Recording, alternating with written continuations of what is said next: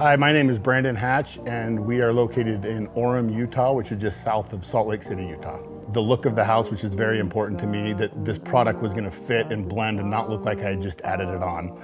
And Jordan spent a bunch of time with me going through the options, the pros and cons, and helping me figure out ways to incorporate it into the existing home, the existing architecture, and the coloring, which was very important to be in harmony and actually look very similar to the existing windows that I have. That process was great. The install was great, even with the delays that we had, because this was at the end of COVID. They were very upfront, honest with me on the time frame. When there were delays, they were upfront and honest with me on the install and all of that. Any warranty issues, they've been right on top of it, from the repair to letting me know when they're gonna be there or if they couldn't make it. And so it was a great process, and I absolutely love the outdoor living space. And I love the functionality of the screens for the temperature control, for the wind control, for the privacy, which to me is vital in an outdoor living space. I have my outdoor kitchen as part of this enclosed area, and the automatic louvers, I can open and keep everything closed and it still lets all the smoke out. And so I could have my outdoor kitchen be a covered area, which is phenomenal. It's actually vital. We deal with clients that have an idea of what they want, which typically is a lot more or less harsh climates like California and even Texas and that kind of stuff. And they have a look and a feel that they want. And so trying to figure out a way to get them the look that they want and still have a product that's gonna hold up is extremely important. We deal with products all the time that say that they're rated for outside, but they're not rated for outside in Utah. The dry heat, the extreme freeze thaw in the winter is so brutal on products that was a concern that I had with Suncoast, but